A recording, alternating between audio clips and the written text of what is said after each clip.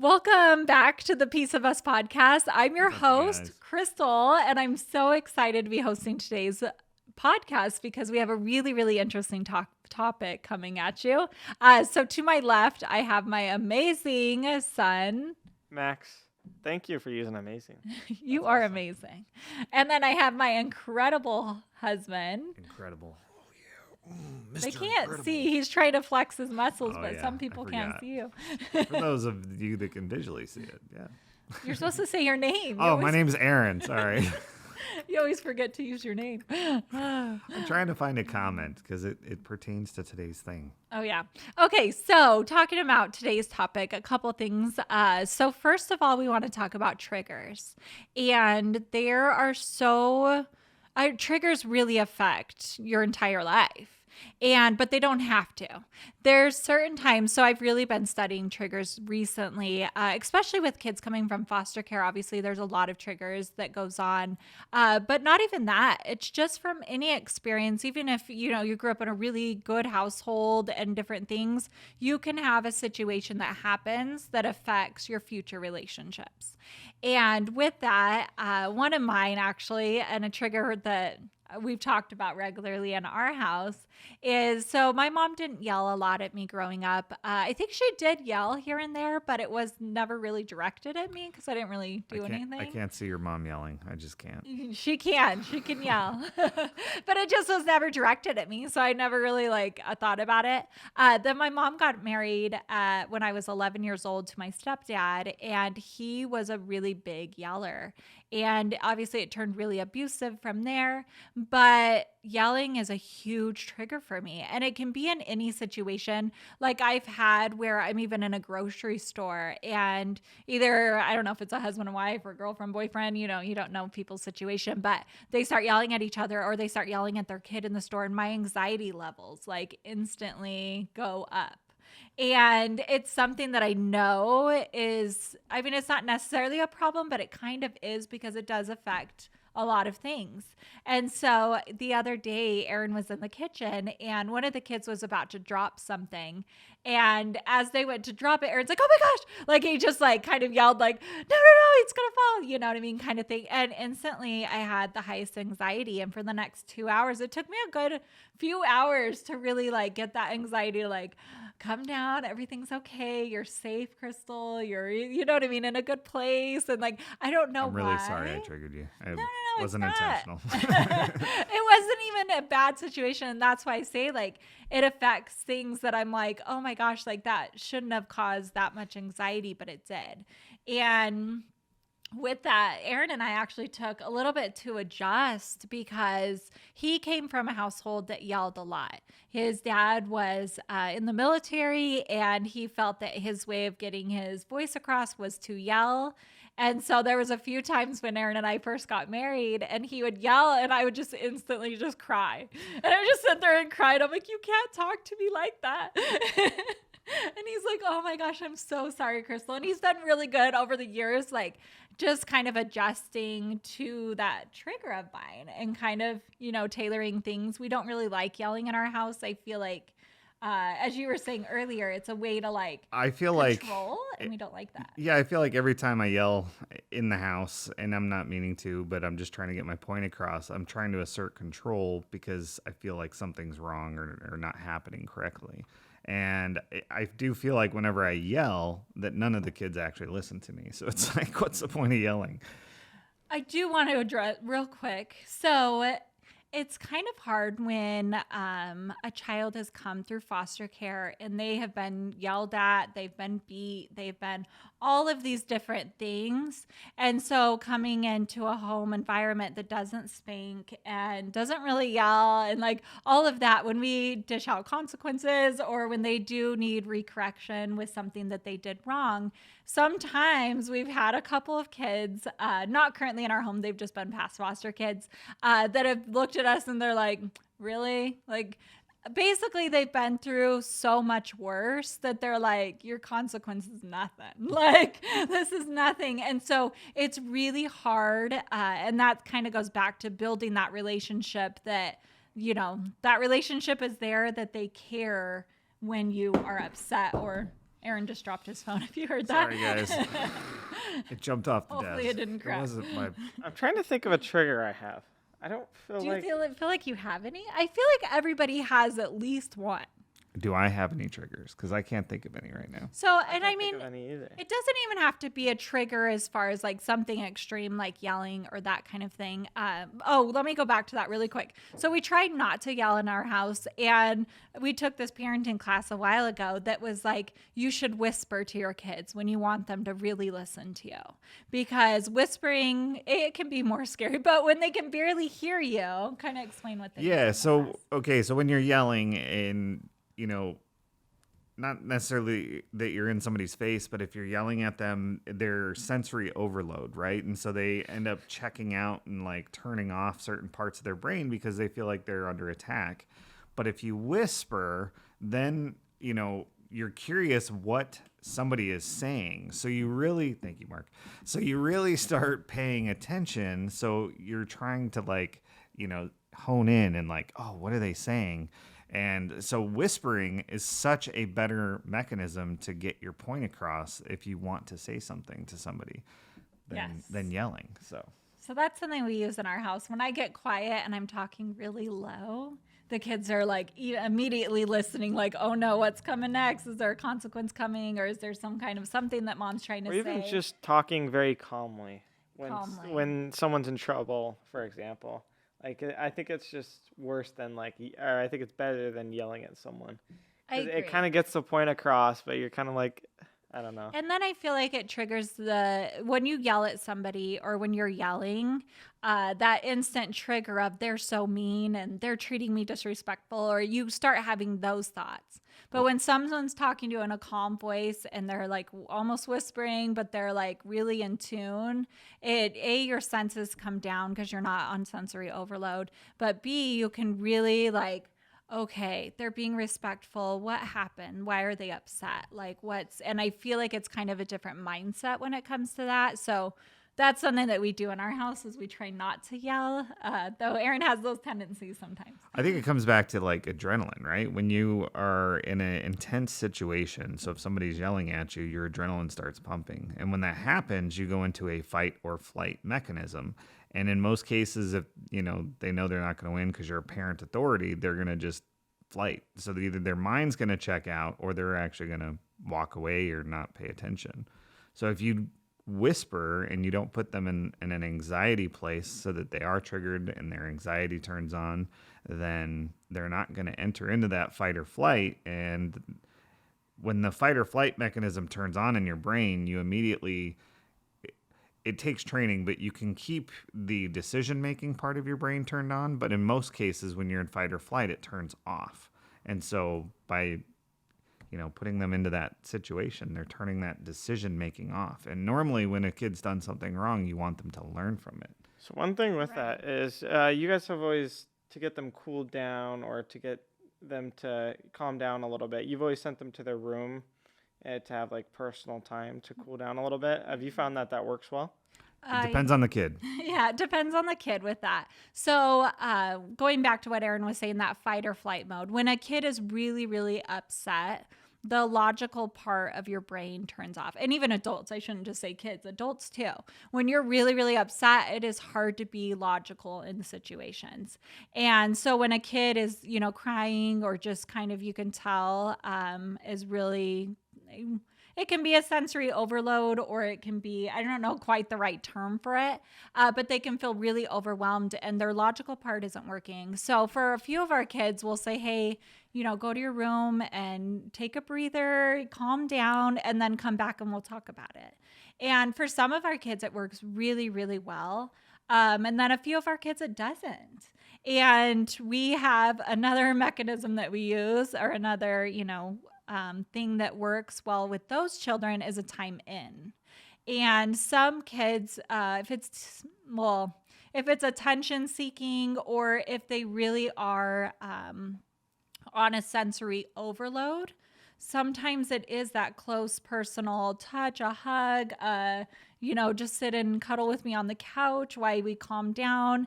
And I noticed mostly like and Aurora particularly, because she has some sensory things going on. But when we go out in public places that are really, really crowded or really busy, and there's a lot of lights and this and that and all of these different things, she really needs that like time in where you just hug on her and you just, and you'll see Erin carrying her in videos and that kind of thing. And usually there's something like that that's gone on where she's feeling overloaded and too much, and she just needs those sensories to come down. So It's kind of like the weighted blanket theory.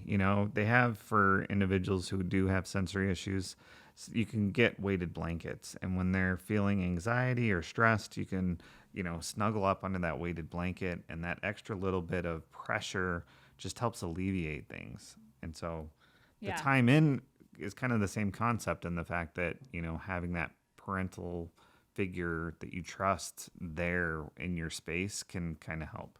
Yeah. So when Max was really little, we're going to talk about you a little bit. Okay. So when he was little, I don't know if you remember this, but you used to get really overwhelmed by certain things.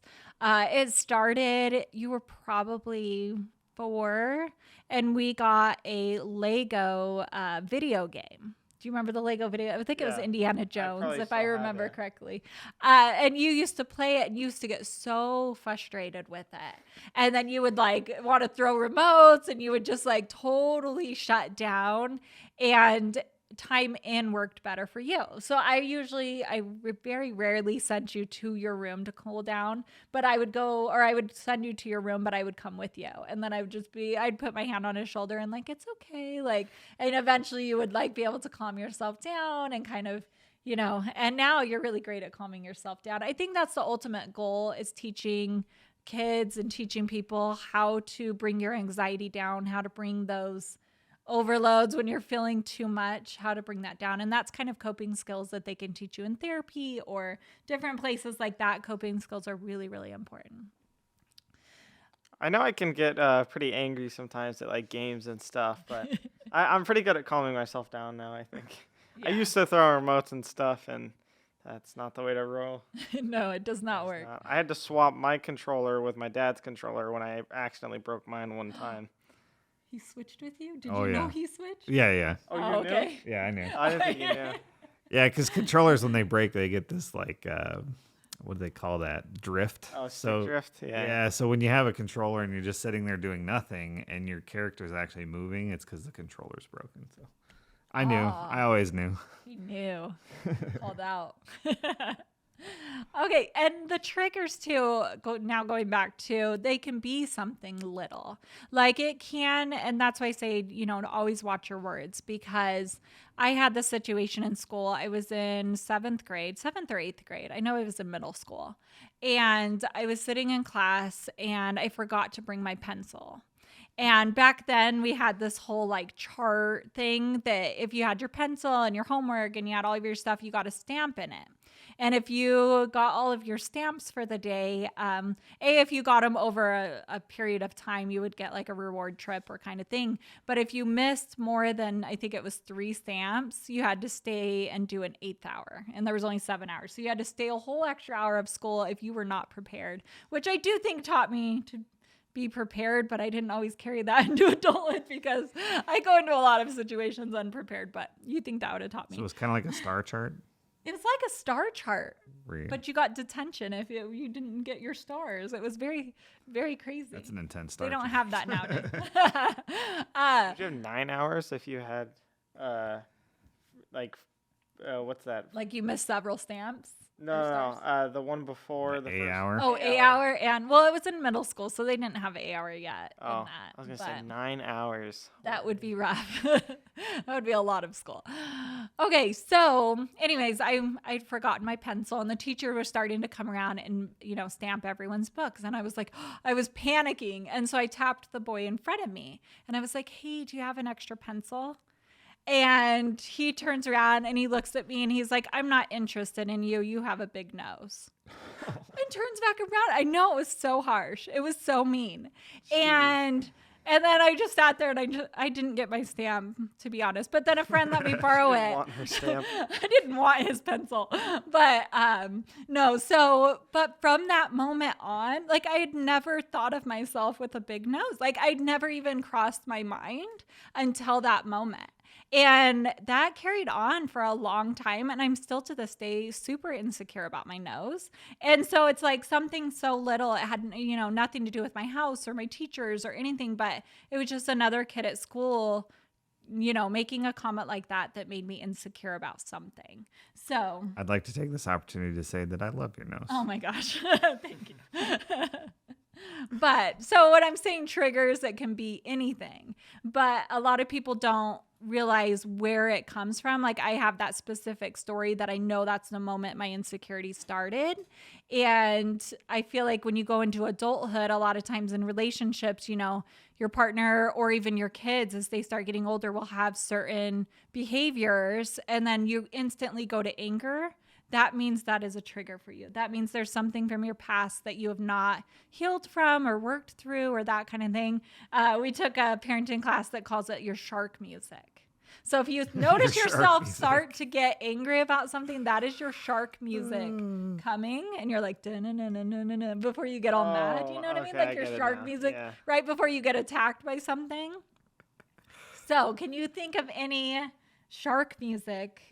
I guess I like shark music better than a trigger. I feel like it's a better way to word that. What is your shark music, Aaron? Wait, do you call it a shark attack if you get... If you let the anxiety take over, yes, that would be a shark attack. I know yours. What? I was just curious if you knew your own. I'm thinking I might have a couple.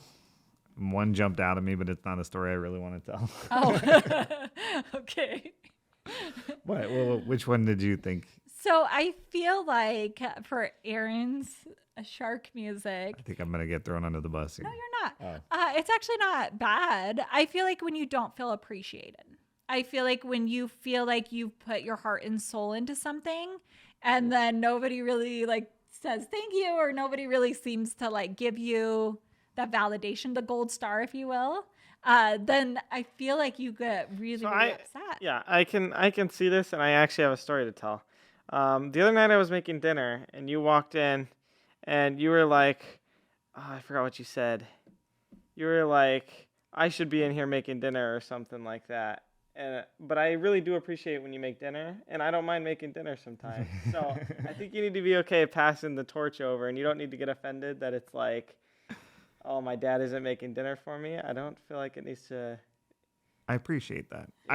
I wish the kids did take on dinner more. I have a lot going on right now. Like I became a basketball coach. So 2 nights a week I have practice, and then I have some other responsibilities that I've taken on. So I don't always, it comes around dinner time and I'm always like doing something or busy, and I don't. And it was so our Tuesdays are our crazy day. And I was at Bella's softball game, and then Aurora has cheer practice, and then he has basketball practice. So it was like dad and mom are both super busy and crazy. So it would be nice for the kids. I actually want to start assigning a night for the kids. I suddenly just figured out one of my triggers. What's one of your triggers? So when I'm cooking dinner, my trigger is the kids come in and ask me what's for dinner. It literally is a trigger because no joke, because we have so many kids, at different times and different intervals, the kids will come in and ask, hey, what's for dinner? Hey, what's for dinner? Hey, what's for dinner? They don't look at like what's on the counter or what's in the pan. There's taco shells and cheese and salsa sitting there, and they're like, what's for dinner? I just feel like I actually didn't know that was your trigger. I've messed with that trigger before. Yeah, you have. I've Yeah. Every kid has. Trolled you. Yes. Every kid has triggered me in that way. So what do you think that stems from? Or like, where did it become a trigger? Dad not like it? Become shark music, I should say. It became shark music. I don't know. It's hard to say Dad what. not let you ask him, and you just kind of like. Yeah. Did your parents? No, actually, my parents were fine with it. I think it's a trigger that's developed later in life. As cooking dinner. I think I know where it came from. Where? I think because we have so many children, and because Getting there's asked so it many 15 different taste palettes. a lot of them will come in and then they're like, what's for dinner? And then Aaron will be like, oh, chicken tacos. And they'll be like, I don't like that. Or I didn't Yeah. want that. Or can you not put tomatoes in mine? Can you not? And then they start while you're trying to cook and, concentrate and do the best you can. And now you're like, oh, well, now I don't want to put tomatoes in it. And what if I put this in this kid's and they don't like it? And then you start just overthinking everything. And then it becomes shark. And the attack. kids don't understand it until they make dinner. Right. It's right. so true. I didn't realize it until I made dinner, and I didn't. And then I'm like, only like half the family ate this dinner. I So know. it was like, And yeah. it can be defeating. But you can only understand that when you make dinner. It's true. And that's the interesting thing too, is it's like if we make a dinner in our house and one of the kids doesn't like it, we are totally fine with them making a sandwich or making something alternative, because I'm not trying to force the kids to eat something they don't like. Like, I get that. I have things in my life, foods that I just don't like, texture, taste, whatever. So I'm not trying to get them to do that. So I think that's why it's so frustrating, because it's like, Is it when they like complain? yeah, It's when they like that. complain if about you it. come in and you ask, and then I say what we're making, what I'm making, and then they're like, oh, I don't like that, or can you make it this specific way? I'm always thoughtful of the kids. Like, whenever I make pasta salad, I make 3 different types of Oh, pasta yeah. salad. He does. There's like 4 different pasta bowls. And so it becomes like this thing where if they come in and I don't know, it's just a trigger for me. That's definitely a trigger. Trigger identified. Yeah. Yeah. Now what do I do about it? I don't know. So I think just working through it.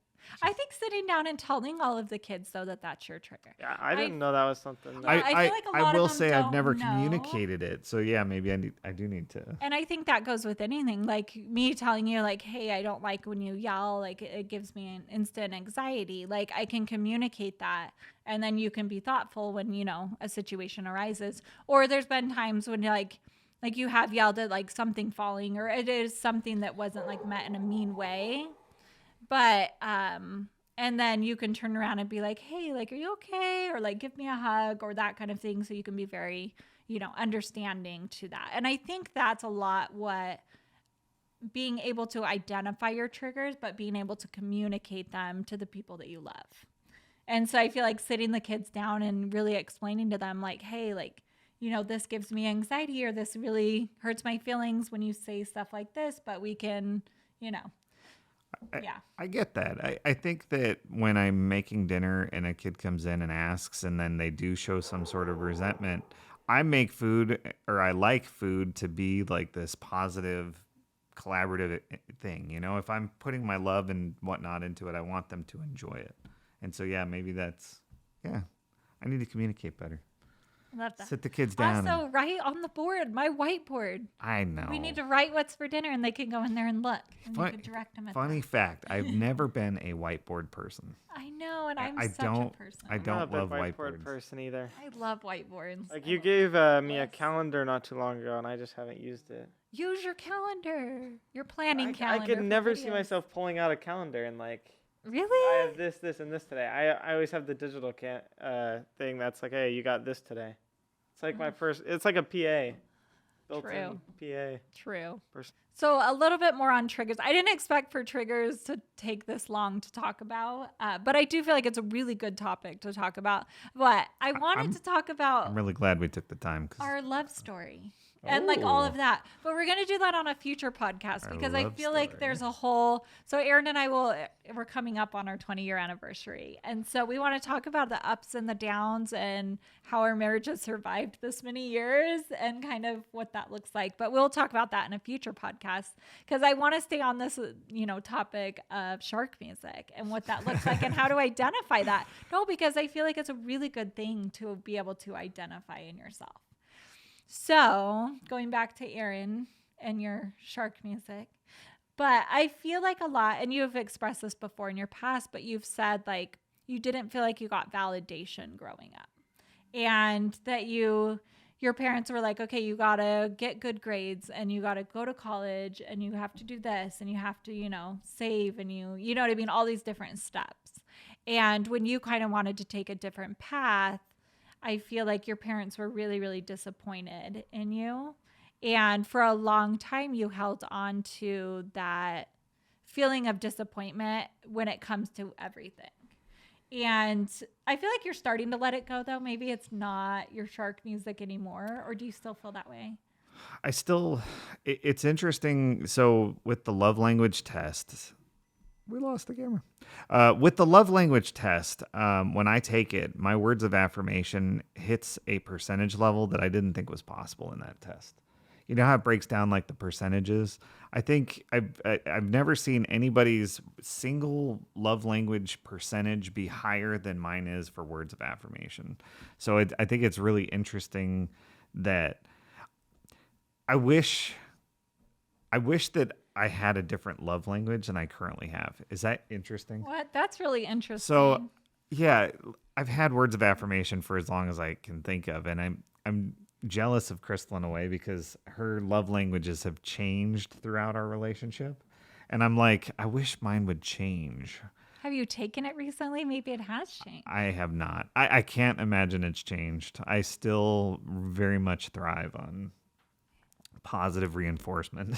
He does. He does. I really Words do. of affirmation are huge to you. They are. And I feel like you should embrace that. Like you should love that about yourself and not want to change that because I feel like that's part of who you are. And you put your love and soul into so many things. And to want, words of affirmation back or appreciation, I don't feel like that's too much to ask. You know what it is? Our world, where we're currently at, our society, is moving away from positive reinforcement. You know, You think so? I really feel that way. I feel like everywhere I look, negativity is like creeping in. And and so for me, for positive affirmation, it's like, it's really difficult in society at this point to see or to get the positive affirmations. And so I want it to desperately change my love language, but I don't think it's going to because I don't know if I'm ever going to be fulfilled in that way. Because for you, when your love language changed, wasn't it because like you were fulfilled in that love language and then you were delinquent in something else?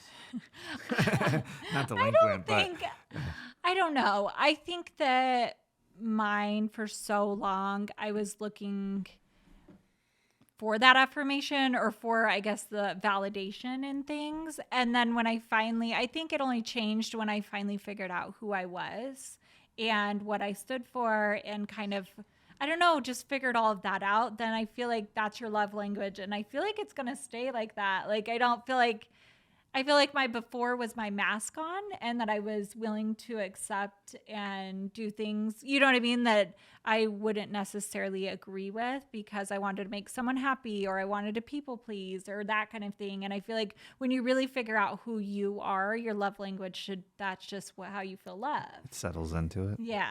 So I don't know. I feel kind of opposite. And then I feel opposite about the society too. And I don't know if it's just our viewers in particular or this community that we've created. I really, really love and appreciate every single one of you that's listening right now. And I have to say, you guys are the good in the world because I'll share a quick story that happened actually this morning. My friend Carrie, I posted a video on our YouTube channel, Crazy Pieces, and it was Carrie's birthday, which is a dear friend of mine, and she had never had a birthday party before, and it was just this really special day. And all of the comments were like, happy birthday, Carrie, and you're amazing, Carrie, you're the sweetest, we love you. Like every comment was so incredibly encouraging and uplifting and positive. And she recently went through a really, really hard situation with one of her horses. She is going to be releasing what happened on her upcoming video on her channel.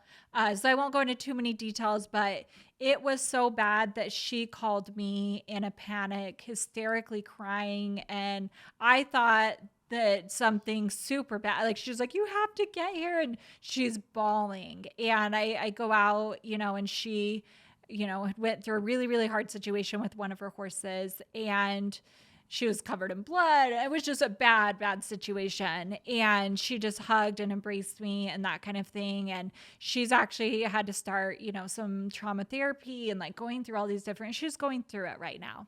And she called me this morning and she was like, I have to tell you something that helped me. And I was like, what? She was like, I was having a really, really high anxiety. I was having some post-traumatic, stress and all of the stuff. And I went on to your comment section on on the video that you did on my birthday. And I just replied to comments and I just read through those comments. And she's like, I have to tell you that your viewers and your community on there has really changed my life and has helped me cope with the situation. And oh my gosh, it almost brought me to tears, but I was like, wow, like that's what it's about. And I guess I see our society nowadays, why there is a lot of negative and a lot of bad going on in the world. There's a lot of good people out there. There's a lot of people that uplift and love and support and would do anything for anyone. And I do feel like, I don't know if I just have blinders on and I'm not seeing as much as the negative, but I think that this society is really good. And I think that we're a strong society that can do amazing things. And yeah, I love and appreciate each one of you. I do think light is definitely better than darkness. So if you can shed some light into somebody's life, absolutely. Definitely. Okay, one more quick story and then we will go ahead and wrap it up. And I've never talked about this, so we're going to talk about it. I don't know if I should. But this is when I knew how incredible all of you were or are. So last year, this happened a year ago, and we had done a mud run and we had gone out and hold on, the dogs are barking. I think our food's here. Yep. Okay. So we had gone out and did a mud run. And when we were doing the mud run, there was a guy that came up beside us and he was like, I'm Shrek. And he was jumping in the mud and covering himself in mud and came out. And I had said, and again, it's so hard because you guys don't see everything that goes on. And I forget that sometimes. And so as he came out of the mud, I was like, oh my gosh, he does look like Shrek to one of my girls. And they're like, oh, he does look like Shrek. And we went beside him and I was like, is it okay if I film you? And he's like, yeah, and whatever. And I was like, yeah, like, and it was this moment, but the part that you guys saw was he looks like Shrek and then me filming him. And a lot of you took it as I was making fun of him or I was trying to body shame him or that kind of thing. I remember and when I went back and watched it, I started seeing some comments come in about it. And I was like, wait, what? That's not what happened at all. And then I went back and watched it and I was like, 100% I agree with you guys. Like I felt like it came off like that because it wasn't shown on camera. It wasn't seen like him jumping in the water and him saying, I'm Shrek and jumping around like that. It was only shown me saying he looks like Shrek. And I immediately took down the video. I cut it from that because I would never, ever, ever body shame or make fun of somebody else. That's not my character. It's not who I am. But also, I would never want because we have a lot of young teenagers that watch us and everything because of our girls. And I would never want a young teenager to feel like that is okay or to do that to somebody else because it's not. And it just went against everything. And so I took it out and a lot of people are like, you're going to address it? Are you going to address it? And I'm like, do I do a video talking about it? And I don't know. I had gone back and forth, but even though I was upset because of the way it was portrayed and that it did go against my values, I loved and appreciated each one of you. And I had gotten some DMs and messages and they're like, hey, like that's not okay and that kind of thing. And I was like, you are so right. Like this community of uplifting others and support and just the positivity that you guys all bring and that you guys are willing to call me out if something doesn't come off right or if I do something, because I'm obviously going to make mistakes also. But I was like, I love and appreciate each one of you even more. And it's just incredible. So I don't know. That's my little story on that. But thank you guys so much for hanging out with us today. And please figure out what your shark music is and heal from your past or figure out if you do need some. Oh, that camera died. All right, now we just got audio, guys. Here you go, black screen. No. So our cameras have both died, so audio is the only one going. We're having some technical difficulties today, but yes, find out what is going on in your past and what you need to work through, or lift and help somebody else in your life. So thank you guys so much for hanging out with us, and we'll see you guys next time. Love you guys. Love you. Have a great day. Bye. Bye.